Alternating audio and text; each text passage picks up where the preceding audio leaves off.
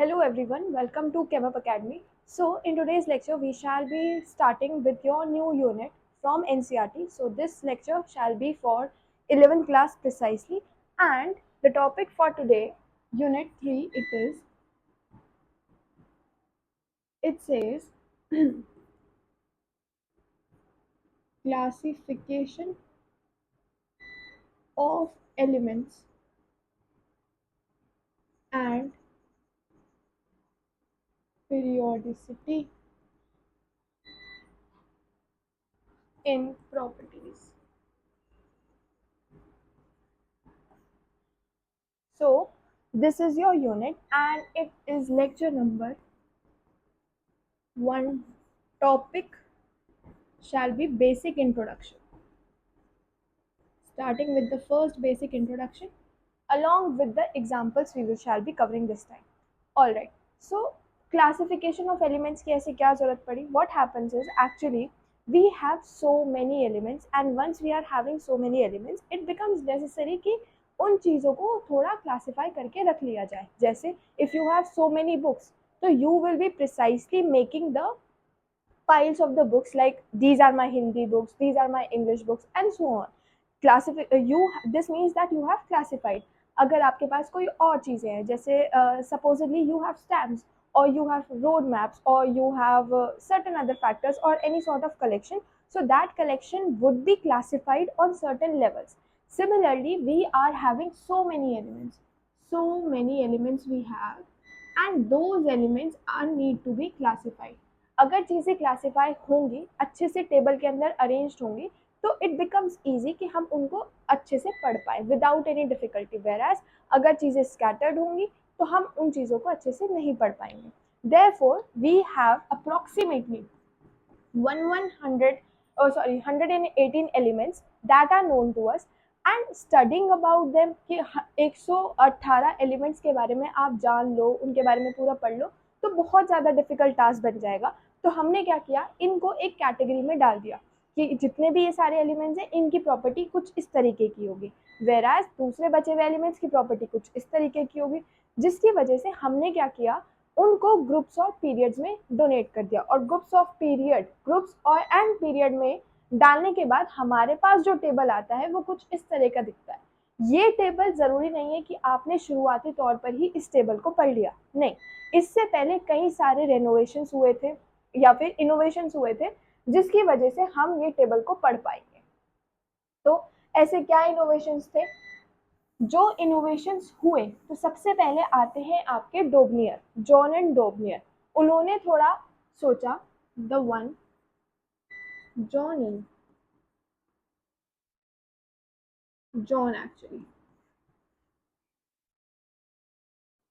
John Dobner, उन्होंने सोचा कि मैं 3 लोगों का ग्रुप बनाऊंगा. जितने भी एलिमेंट्स हैं उनमें से सिर्फ 3 एलिमेंट्स का एक ग्रुप बनेगा और ऐसे मैं बहुत सारे ग्रुप्स बना सकता हूँ. अब जब मैं ग्रुप बनाने पर आऊंगा तो मैं देखूंगा, सपोजिटली मैंने इन तीनों का ग्रुप बनाया. इन तीनों का ग्रुप बनाने के बाद मुझे क्या देखना है, मुझे देखना है कि एंड हियर वी हैव, मुझे क्या देखना है, मुझे देखना है कि इन दोनों का एटॉमिक नंबर अप्रोक्सीमेटली इसके किसके बराबर आ जाए. ये तो एटॉमिक नंबर नहीं लिया, एटॉमिक वेट के बारे में बात करते हैं एक्चुअली वो. तो इन दोनों का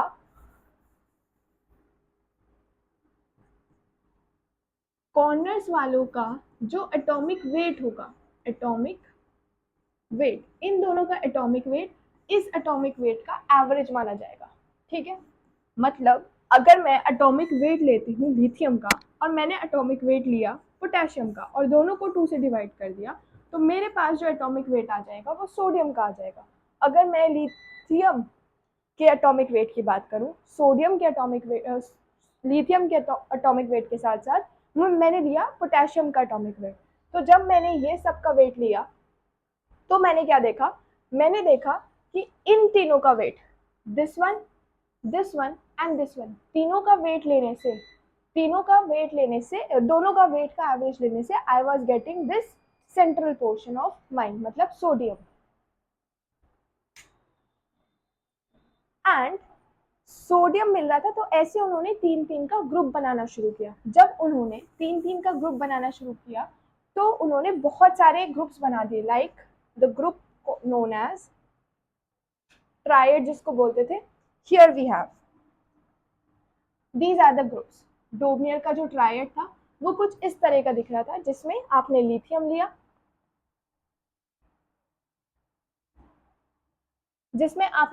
लिया, एटॉमिक वेट के साथ, सोडियम लिया एटॉमिक वेट के साथ, और पोटेशियम लिया एटॉमिक वेट के साथ। जब आपने ये तीनों लिए तो हमने क्या करना है, लिथियम और पोटेशियम का एटॉमिक वेट लेना है and we need to calculate their average. 39 को 7 में ऐड करेंगे और 2 से डिवाइड कर देंगे तो वील गेट आर 46/2, जिसको हम बोल सकते हैं क्या, सोडियम का एटॉमिक वेट। अब ग्रुपिंग तो हो गई, पर लेकिन मेजरली क्या रहा, only few elements were group, not all elements were group. Therefore हमारे पास दूसरा ग्रुप आता है जिसको हमें बोलना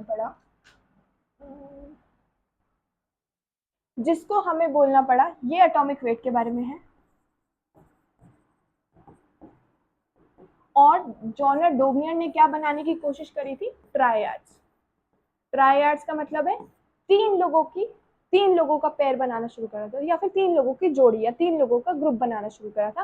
like this we have taken example. अब इसके बाद क्योंकि ये तो काम नहीं किया, बहुत सारे एलिमेंट्स अधूरे रह गए, तो इसके बाद जो दूसरे आते हैं वो आते हैं आपके जॉन न्यूलैंड। जॉन न्यूलैंड को आप ले सकते हो कि उनको बड़ा म्यूजिक का शौक था। अब क्योंकि म्यूजिक का शौक था तो उनके दिमाग में जो सुर थे वो चल रहे थे, और हमारे हिंदी के सुर कैसे चलते हैं, सा रे गा मा पा धा नी सा। सी इट गोज लाइक सा रे गा मा पा धा नी एंड सा। कांट यू से कि अगर मैं फर्स्ट एलिमेंट देखती हूँ और अपना 8 एलिमेंट देखती हूँ, तो फर्स्ट एलिमेंट 8 एलिमेंट के बिल्कुल बराबर है। ये एलिमेंट्स नहीं है, ये स्वर हैं। तो फर्स्ट वाला 8 वाले के बिल्कुल बराबर है, मतलब हर एलिमेंट हर 8वीं पोजीशन पर या फिर हर 8th पोजीशन पर हमारे जितने भी प्रॉपर्टीज हैं वो हर एलिमेंट की रिपीट होना शुरू हो जाएंगी। तो इन्होंने क्या किया, इन्होंने कहा जैसे म्यूजिक सिस्टम के अंदर सा 8th पोजीशन पर रिपीट होता है, वैसे ही हमारे एलिमेंट्स की जो प्रॉपर्टीज है वो हर 8 एलिमेंट की पहली प्रॉपर्टी से सेम रहेगी। तो इन्हीं का जो रूल आया था that was known as law of octaves. अब बात यही नहीं रुकी, ऑक्टेव्स हम नहीं पढ़ रहे क्योंकि हमें तो पहुंचना है कहाँ, पीरियोडिक टेबल तक। अब ऑक्टेव्स के थ्रू हमारी जितनी प्रॉपर्टीज आई थी वो बन गई, बट जो प्रॉपर्टीज आई थी वो अभी तक सारे एलिमेंट्स को जस्टिफाई नहीं कर पाई। जितनी भी प्रॉपर्टीज थी सारे एलिमेंट्स को अभी तक जस्टिफाई नहीं कर पाई। तो न्यूलैंड का जो ऑक्टेव रूल आप देख सकते हो that is valid up till calcium. सिर्फ कैल्शियम तक ही ये वैलिड है और इससे आगे प्रॉपर्टीज नहीं बढ़ पाई। तो क्योंकि इससे आगे प्रॉपर्टीज नहीं बढ़ पा रही थी, देयरफॉर हमारे पास कौन आते हैं, हमारे पास तीसरे साइंटिस्ट आते हैं जिनको हमने नाम दिया क्या, will call him Mendeleev. Mendeleev ने बोला कि हम इनको टेबल्स और पीरियड्स में अरेंज कर देते हैं। So this was the first brief idea about the table and the periods, sorry groups and the periods. एक टेबुलर फॉर्म बनाएंगे जिसके अंदर रोज होंगे, कॉलम्स होंगे and then we shall divide them. अब डिवाइड तो कर रहे हो but what is the basis, तो according to him rule was the periodic properties. Periodic properties का मतलब हुआ वो प्रॉपर्टीज जो अल्टीमेटली आकर के रिपीट हो रही हैं, पीरियड वाइज पीरियड रिपीट हो रही है। जैसे ट्रायड में रिपीट हो रही थी, ऑक्टेव्स में रिपीट हो रही थी, वैसे ही मेंडलीव का एक सीन था। तो periodic properties are function of their मतलब एलिमेंट का एटॉमिक वेट्स। यहाँ पर उन्होंने फोकस किया कि अगर हम बात करते हैं पीरियोडिसिटी की तो एलिमेंट्स के अंदर पीरियोडिसिटी देखने को मिलेगी, पर वो पीरियोडिसिटी का बेसिस क्या होगा, नींव क्या होगा, that will be nothing but your atomic weight. तो एटॉमिक वेट में चेंजेस होने की वजह से we shall be focusing upon what, atomic weight properties. तो इसी वजह से आपका जो नया टेबल बन पाया, तो that was in form of tabular form, जिसको हम पीरियोडिक टेबल बोल देते हैं। अब काफ़ी हद तक मेंडलीव का जो क्राइटेरिया था वो काफ़ी हद तक लोगों को समझ में आने लगा, लोग बढ़ने लगे। बट कुछ लोग थे जिन्होंने बोला कि मेंडलीव भाई साहब आपने काफ़ी काम तो कर दिया, बट द प्रॉब्लम इज कि आप मेजोरिटी ऑफ एलिमेंट्स तो ले गए, व्हाट अबाउट द माइनॉरिटी, थोड़े बहुत जितने एलिमेंट्स रहते हैं व्हाट अबाउट देम, तो उनको भी लेकर जाओ। तो उसी के लिए we got another another form, जिसको हम बोलते हैं क्या, modern periodic table. Modern periodic table. Modern periodic table ने बोला कि एलिमेंट की कोई भी प्रॉपर्टी हो सकती है, उसकी फिजिकल प्रॉपर्टी हो सकती है, उसकी केमिकल प्रॉपर्टी हो सकती है, ये दोनों ही प्रॉपर्टीज को हम डिटरमाइन कर देंगे, क्लासिफाई कर देंगे, टेबल के अंदर सेट कर देंगे उसको, but on basis of what, on basis of their atomic numbers. Mendeleev ने बोला था atomic weights, whereas modern periodic table में आया क्या, एटॉमिक नंबर्स। तो वहीं से हमारा आता है क्या, the physical and chemical properties of an element are based on atomic number, referring to periodicity। ये था आपका पूरा मॉडर्न पीरियोडिक टेबल, जो आज के टाइम पर कह सकते हैं हमारा ग्रुप्स में डिवाइडेड है, और दूसरी चीज ये पीरियड में डिवाइडेड है। जो हमारे ग्रुप्स हैं इनको बोलते हैं वर्टिकल कॉलम्स, वर्टिकल कॉलम्स, और जो हमारे पीरियड्स हैं इनको हम बोलते हैं क्या, हॉरिजॉन्टल रोज।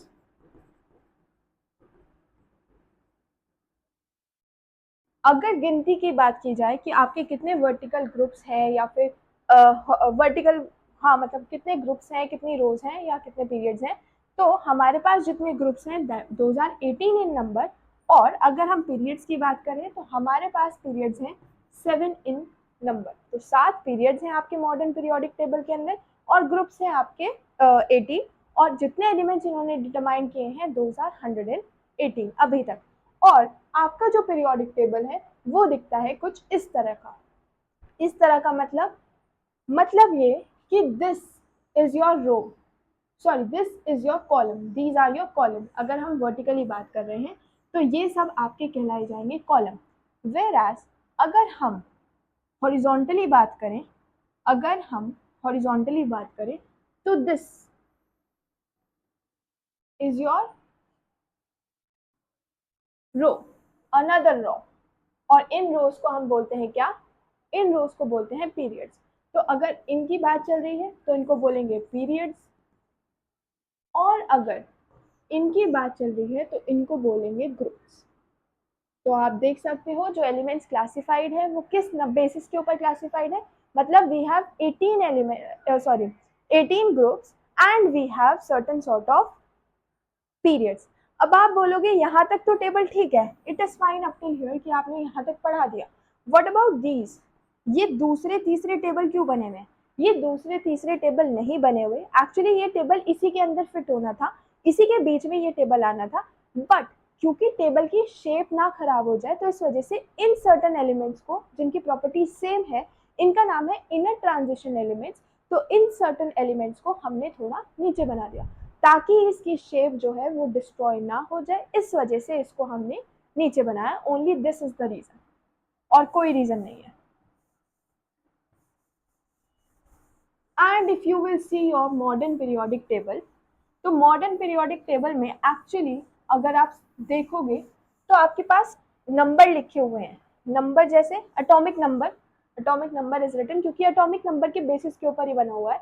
सो यहाँ पर अगर आप देखते हो 57 to 71, तो 57 to 71 इज हियर, मतलब ये पूरी जो सीरीज थी वो इसके यहाँ तक आनी थी, और 89 to 103 ये वाली पूरी सीरीज आनी थी इस लाइन के बीच में, ताकि हमारी शेप खराब ना हो जाए, इस वजह से इनको नीचे प्लेस कर दिया गया, there is no other reason.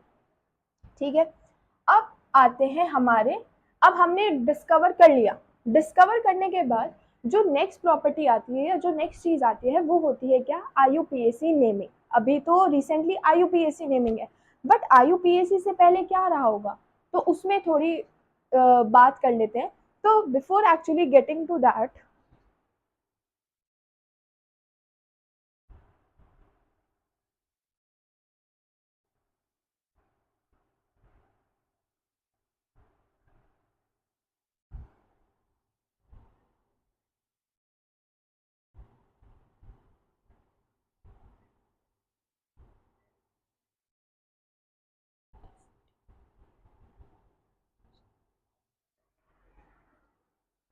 Okay, तो आईयूपीएसी की नेमिंग की अगर हम बात करते हैं, तो what are we talking about. IUPAC naming से पहले नेमिंग ऑफ एलिमेंट्स कर देते हैं। नेमिंग ऑफ एलिमेंट्स, कोई नई चीज का आपने इजाद किया है, यू फाउंड समथिंग न्यू, तो आप चाहोगे कि इसका नाम मेरे नाम के ऊपर रखा जाए सो दैट लोग मुझे आगे चल के याद कर सके। तो ऐसे ही एक सीन हुआ था, हमारे पास एक एलिमेंट था, एलिमेंट नंबर 104, एटॉमिक नंबर था। तो ये एलिमेंट को बोला, अमेरिकन बोले कि ये एलिमेंट हमने डिटरमाइन किया है, अमेरिकन का कहना था। वेयर एज दूसरी तरफ थे हमारे सोवरेन्स, सोवरेन सेड दैट नहीं, आपने कब में डिटरमाइन कर लिया, ये एलिमेंट्स तो हमने डिटरमाइन किया है। अमेरिकन सेड तो हम इसको रदरफोर्डियम बोल रहे हैं। सोवरेन सेड ऐसे कैसे रदरफोर्डियम बोल सकते हो, जब हम इस एलिमेंट को ऑलरेडी डिटरमाइन कर चुके हैं और हमने इसका नाम रख दिया है कुर्चोटियम। तो दोनों के बीच में थोड़ी गड़बड़ाहट हो गई। अब दोनों के बीच में क्योंकि थोड़े बहुत तंगे चल रहे थे, तो इस वजह से एक सोसाइटी बिठाई गई, इसको बोला गया है आईयूपीएसी।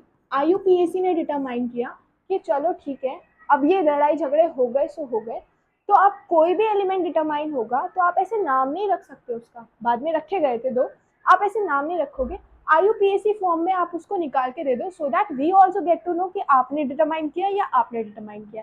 अब इस लड़ाई झगड़े को तो रोका नहीं जा सकता था, तो आईयूपीएसी निकल के आए, बोले जो भी एटॉमिक वेट होगा या जो भी एटॉमिक नंबर होगा, एटॉमिक नंबर के जितने भी नंबर्स होंगे, supposedly here we have 1 0 and 4, atomic number के जितने भी नंबर्स होंगे हम उन नंबर्स की लिस्ट निकालते हैं। जैसे 0 का हम लिखेंगे निल, 1 के लिए हम लिखेंगे यूनि, 2 के लिए हम लिखेंगे बाय, 3 के लिए ट्राई, 4 के लिए क्वाड एंड सो ऑन। तो हम ऐसे चीजें निकाल देते हैं। ऐसी चीजें निकाल करके उन्होंने एक टेबल सेट किया, वो जो टेबल था, here this is your table, like nil they are saying un for 1, bi, tri, quad, pent, hex, sept, oct, n, these are the, this is the table जिसकी abbreviations लिखी हुई है, मतलब short में आप ऐसे लिखोगे, और डिजिटली लिखना है तो these are the numbers and this are the names। तो अब हम चलते हैं अपने नंबर वाले की तरफ, जो कह रहा था क्या, वी हैव दिस। आईयूपीएसी ने बोला ना ही ये रदरफोर्डियम है ना ही ये कुचोटियम है, अब ये बनेगा क्या, 1 का रिप्रेजेंटेशन आप लिख सकते हैं यूनि, अन सॉरी, 1 का representation is un, and this goes for nil and this goes for quad. अब बोला ये तो बन गया, पर ये थोड़ा नाम नहीं लग रहा, मतलब एलिमेंट का नाम नहीं लग रहा, एलिमेंट का नाम लगवाने के लिए इसको क्या करें, एम से जोड़ देते हैं, आई यू एम, एलिमेंट का नाम लगवाने के लिए आईयूएम से जोड़ देते हैं। तो ऐसे आप डिटरमाइन करोगे कि कैसे आप नंबर्स को दे सकते हो ना, तो इसका नाम बना ये। सिमिलरली आप बहुत सारे एलिमेंट्स हैं, जैसे कि 111 जिसको हम लिख सकते हैं 1 इट इज देयर, तो अन अन अनियम, like this we can go for un, is it un or unique, let me just check, it is un only, so many slides are there, they are creating nuisance now. Okay, what if we have an element say 120, we'll go for un, we'll go for 2, 2 means by, and we'll go for nil, 0, nil, and ultimately we'll add it here. Like this, you will also add up name like 134, 126, 108। हाँ, और एक और चीज, ये जो determination है elements की, this is only for those elements जिनका एटॉमिक नंबर 100 से ज्यादा है, तो ये सब उनके लिए है, ये सब IUPAC नेमिंग उनके लिए, ठीक है। So this was about your IUPAC naming. तो आप ऐसे नेम कर सकते हो by looking at the table that is there in your book. हाँ, that is there in your book, तो आप ऐसे नंबरिंग कर सकते हो। फिर बाद में इनके नाम दे दिए गए थे, दीज आर द नेम्स, और IUPAC सिंबल के बारे में इनको बता दिया गया था। ये इसको बोलते हैं नॉमेनक्लेचर, नॉर्मल नोमेनक्लेचर। ये IUPAC से पहले हम लोग यूज करते थे। तो IUPAC से पहले अगर नोमेनक्लेचर के बारे में आपसे पूछ लेते हैं मोस्ट ऑफ द टाइम कि बताओ 121 का कितना होगा, 151 का कितना होगा, एंड सो ऑन, तो like that you can tell. फिर IUPAC की तो नेमिंग आई गई थी, that you need not to remember. ये दोनों टेबल आपको याद करने की जरूरत नहीं है, ये भी याद करने की जरूरत नहीं है, आपको सिर्फ ये नंबर्स पता होने चाहिए। अगर ये पता है तो आप ये नंबरिंग कर सकते हो, like I have told you, ठीक है। अगर हम आगे चलते हैं आपके हाँ, there is a question problem here जो कहती है IUPAC नेमिंग बताओ 120th एलिमेंट की। तो 1 का आप लिखोगे अन, 2 का बाय, एंड 0 का nil, and hence you go for un by nil ium, ium has to be added, तो ऐसे कर दोगे आप। फिर आता है आपका electronic configuration of elements and periodic properties. अब जब हम इलेक्ट्रॉनिक कॉन्फ़िगरेशन ऑफ एलिमेंट्स की बात करते हैं, तो इलेक्ट्रॉनिक कॉन्फ़िगरेशन हम पहले से पढ़ते हुए आ रहे हैं। सपोजिटली मेरे पास कोई एटम है जिसका मैंने न्यूक्लियस बनाया, and then I started preparing my shells. ये जो शेल्स हैं, इन शेल्स को बोल सकते हैं K, L, M and N and so on, बाकी शेल्स भी आ सकते हैं। इन शेल्स के साथ साथ आपने यूनिट 2 में, एटॉमिक नंबर की यूनिट 2 में पढ़ा होगा क्या, कि हमारे पास जो शेल्स होती हैं, शेल्स के पास अपने ऑर्बिटल्स होते हैं, ऑर्बिटल्स के पास अपनी मैग्नेटिक स्पिन्स होती हैं। मैग्नेटिक स्पिन से पहले हमारे पास उनके आते हैं क्या, सबशेल्स। आपके पास कोई शेल है जिसको आप रिप्रेजेंट करोगे इससे, this is my shell, N से रिप्रेजेंट करते हैं हम shell, N is your quantum number. Similarly we have L जिसको हम बोलते हैं सबशेल, और इसी के बाद आती है हमारी एम, मैग्नेटिक स्पिन, या फिर ऑर्बिटल्स फिर आने शुरू हो जाते हैं। इसी के अंदर आते हैं हमारे ऑर्बिटल्स सबशेल्स के अंदर। एम के बाद आती है आपकी मैग्नेटिक स्पिन, और एस के साथ आती है आपकी स्पिन नंबर, तो स्पिन क्वांटम नंबर और मैग्नेटिक क्वांटम नंबर, जो कि ऑर्बिटल्स के साथ भी रिलेट करता है। तो ये सब चीजें हमने पढ़ी थी अपनी यूनिट 2 के अंदर, ठीक है। अब इन्हीं चीजों से रिलेटेड हम इलेक्ट्रॉनिक कॉन्फ़िगरेशन को भी देखते हैं। जो हमारी इलेक्ट्रॉनिक कॉन्फ़िगरेशन है यूजुअली, वो हम इन चीजों से डिटरमाइन करते थे। अब इलेक्ट्रॉनिक कॉन्फ़िगरेशन तो इजी हो गया डिटरमाइन करना, ठीक है, हम एटॉमिक ऑर्बिटल्स के अंदर पढ़ के आ चुके हैं, या फिर atomic structure of an atom के अंदर पढ़ चुके हैं, तो हमें पता है कि हाँ ठीक है, ऐसे हम इलेक्ट्रॉनिक कॉन्फ़िगरेशन कर सकते हैं। But what if when we come to the periods of a periodic table,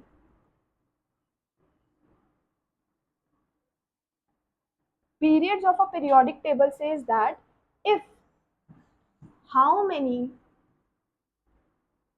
elements shall be there,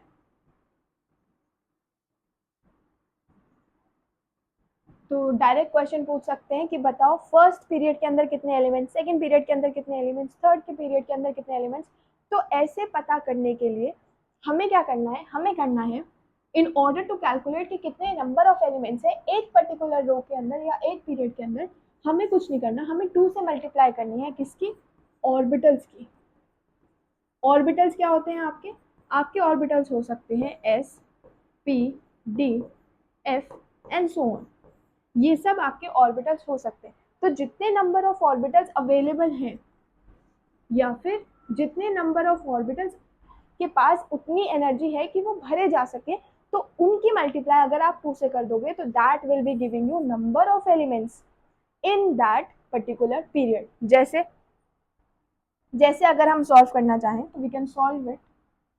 आपसे पूछा गया, बताइए फिफ्थ पीरियड में, not taking fifth, let's take second period, second period में कितने एलिमेंट्स हो सकते हैं। तो सेकंड पीरियड जब हम भरते हैं तो हमें याद करना है कौन सा रूल, ऑफबो प्रिंसिपल। ऑफबो प्रिंसिपल कहता है क्या? ऑफबो प्रिंसिपल, ये इलेक्ट्रॉनिक कॉन्फ़िगरेशन जब आप सीखते हो तभी ऑफबो प्रिंसिपल सिखाया जाता है, जो कहता है 1s 1p तो होता नहीं है, तो will get 2s 2p, 3s 3p, 4s 4p, 5s 5p,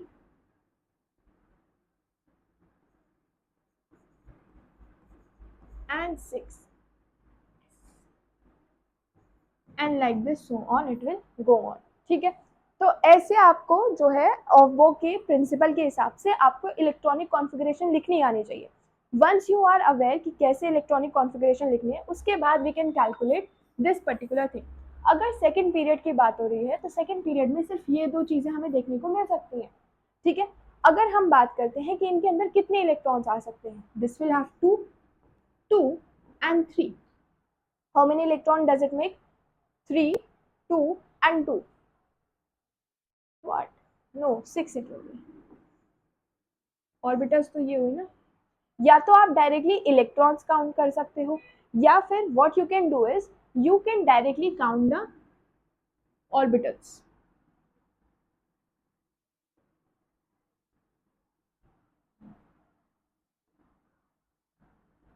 You can directly count the orbitals. On directly counting the orbitals, we have 6 over here and 2 over here।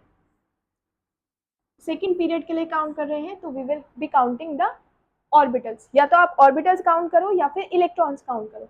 अगर आप ऑर्बिटल्स काउंट कर रहे हो तो 2s will be like this and 2p will be like this. This is our 2p। Orbitals count करते हैं तो orbital number 1 2 3 and 4, 4 orbitals are there और मल्टीप्लाई किससे करना था? 2 से। Therefore we shall be having 8 elements. Whereas अगर आप काउंट नहीं कर रहे ऑर्बिटल्स तो आप डायरेक्टली लिख सकते हो नंबर ऑफ इलेक्ट्रॉन्स, क्योंकि जो हमारा एटॉमिक नंबर होता है वो किसके रिप्रेजेंट करता है? Is equals to atomic number, जो कहता है नंबर ऑफ प्रोटॉन्स। तो वहां से भी आप चीजें कैलकुलेट कर सकते हो। Supposedly when we talk about the third period, third period के लिए अगर हम बात करते हैं, थर्ड पीरियड के लिए again we have the same scenario, 3s and 3p that is being filled in the fourth orbital। सॉरी, फोर्थ शेल के अंदर 3d फिल हो रहा है तो 3d कैलकुलेट नहीं करेंगे, सिर्फ 3s और 3p कैलकुलेट करेंगे। 3s और 3p के लिए कैलकुलेट करने के लिए मतलब 1 orbital for s and 3 for p, तो 4 orbitals it makes it all, and therefore giving us how many elements? 8 elements। Similarly, if we calculate for fourth period, if we calculate it for fourth period कहता है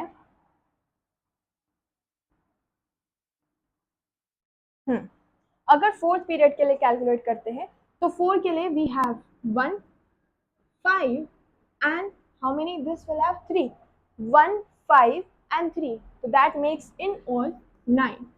when we have 9 orbitals तो 9 को multiply करेंगे किसके साथ? Will multiply 9 wire 2, 9 orbitals को multiply करेंगे 9 wire 2 will give us 18 elements।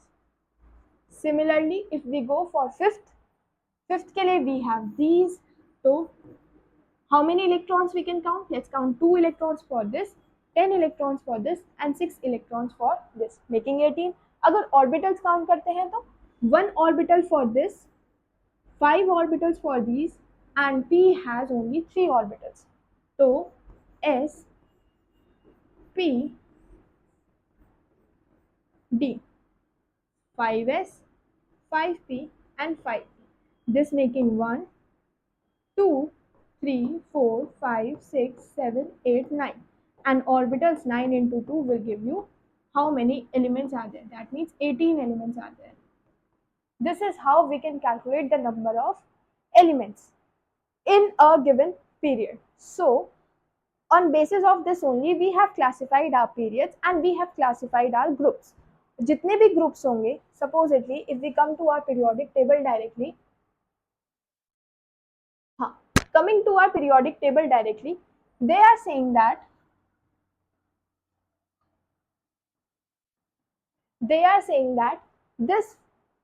these groups have been classified separately, and these periods have been classified separately.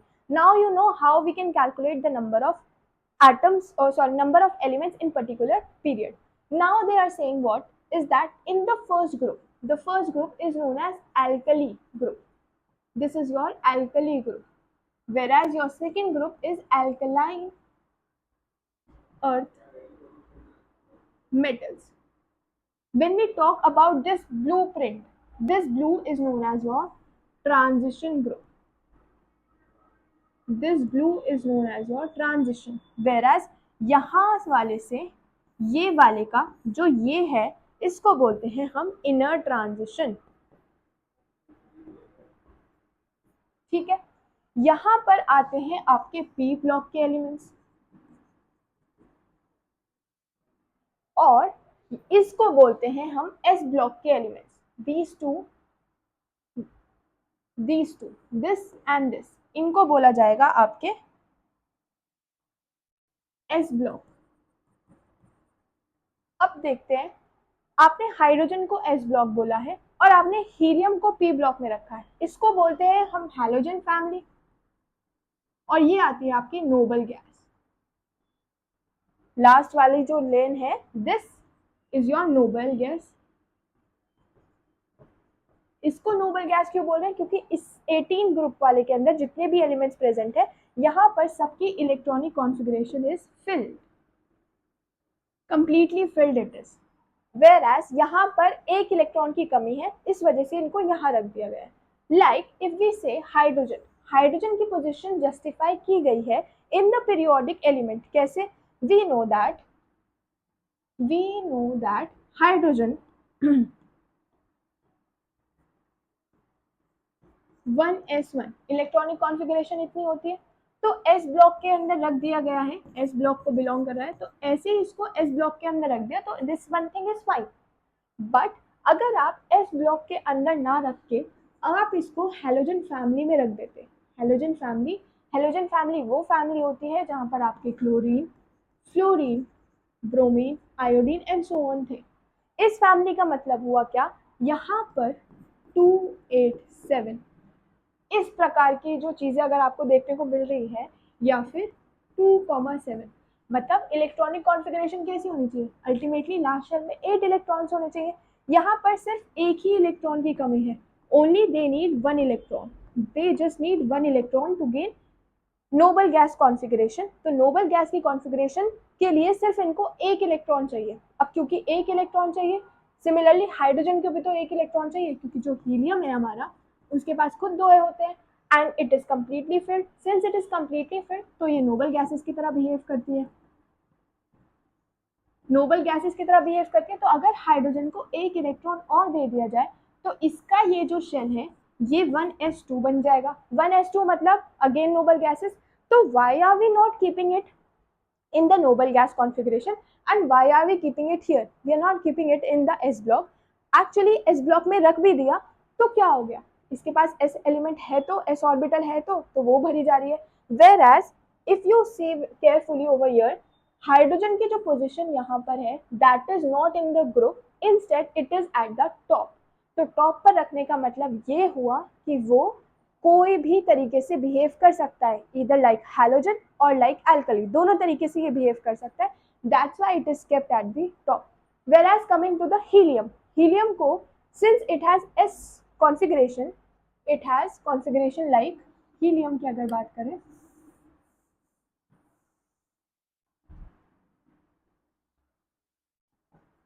Helium की जो कॉन्फ़िगरेशन है दैट इज 1s2, और इसको आपने रखा है पी ब्लॉक में। ये कैसे जस्टिफाई होगा? ये जस्टिफाई ऐसे होगा क्योंकि इसकी है fully filled electronic configuration. Fully filled electronic configuration usually behave करते हैं like are noble gases.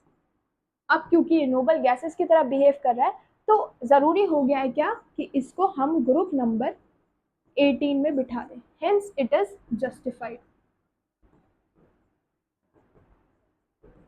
So most of the times questions are asked why hydrogen and helium, या फिर how will you justify the position of hydrogen and helium in the modern periodic table? So this is how you should write your answer, not like making these arrows. This is to make you understand clearly and make you short notes, but in the proper statement wise. Okay, that is present in your book only. So this is how you can write answers, you can frame answers, and this was just the basic introduction. The periodic property shall be continued forward in the next lecture. Till then, stay tuned and keep watching.